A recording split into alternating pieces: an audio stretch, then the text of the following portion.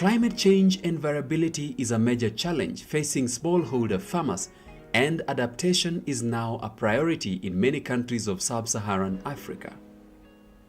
Farmers living in fragile environments such as the drylands are directly exposed to the risks associated with climate change. This is particularly true in areas like Wote in Makueni County that already suffer from soil degradation, water scarcity, and high exposure to climatic extremes, and where poverty and hunger persist.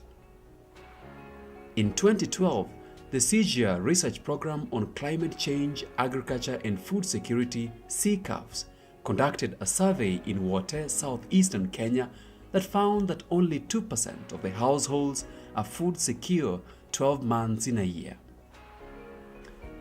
It is on the basis of these findings that the three partnering institutions, the Kenya Agricultural and Livestock Research Organization (KALRO), International Crops Research Institute for the Semi-Arid Tropics (ICRISAT), and the Ministry of Agriculture and Livestock came together in an initiative to evaluate and promote integrated sorghum legume technologies for improved food security and income in Makueni County, eastern Kenya. Water area receives an average rainfall of about 250 to 300 millimeters, which is very poorly distributed. And therefore, to mitigate the climate change in this area, we had to introduce these drought-tolerant varieties. Phase 1 of this project started in the year 2012-2013, short rains, where we selected 5 villages. Most farmers in this area will always intercrop, and they will use maize and beans. The maize and beans have been failing, and therefore they have not been helping these farmers to come out of food insecurity. Therefore, we put the maize and bean as a control to be able to show the farmers this technology they are using is not helping them to come out of food insecurity. When we do a sorghum legume intercrop, sorghum intercropped with the green grams and cowpeas, you find that we are not only talking about food security, we also talk about nutritional security. To make sure that more farmers adopt the technology, the sorghum legume intercrop, we make sure that we make follow-up visits.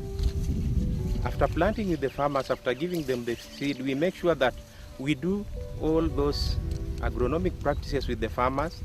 Then another thing also is linking the farmers to the market. Once they produce the sorghum, they can be linked to aggregators, grain aggregators.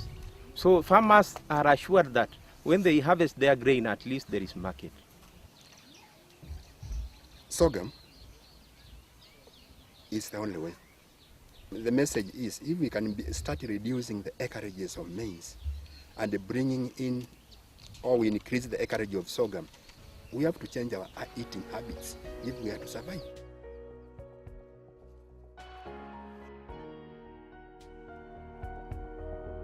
Katika grupu yetu tumeshakaa na tukaulizana maswali, tukafanya evaluation, tukaona mtama iko afadhali. Hata mvua ikinyesha kwa wiki mbili, lazima ukienda kwa shamba utoke na kitu, sio kama mahindi. Kwa hivyo hii mtama iko more productive, inatokana kwa wingi sana kuliko mahindi. Tena bei yake sio mbaya, ni nzuri sana. Mahindi kilo moja wananunua shilingi 15 mwisho 18, lakini mtama ako na market. Anaanzia shilingi 24 mpaka 27.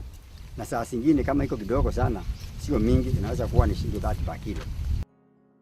Mwaka wa 2012 tuliungana kikundi na tukafahamishwa teknolojia mpya ya kupanda mtama. Tulinda crop mtama na cowpeas na green grams. Nimeona mtama unafanya vizuri kuliko mahindi, kwa sababu tunapopanda mtama tunapata chakula, na tunapopanda mahindi tunapata chakula cha ng'ombe. Tangu nilipoanza kulima mtama, jamii yangu imeendelea vyema, na capital tulikuwa tunaenda kununua chakula tunatumia kwa kupelekea watoto school fees na kujijenga nyumbani. At least 90% of all the sorghum produced in the country comes from the eastern province, as well as 60% legumes such as green grams, cowpeas, and pigeon peas. The poverty index in Makueni County is at 64%, partly the reason the county was chosen for the project. The success of this project goes to show that climate-smart agriculture will play a key role in contributing to food security, poverty reduction, and economic development, and that small-scale farmers can thrive despite the changing weather pattern.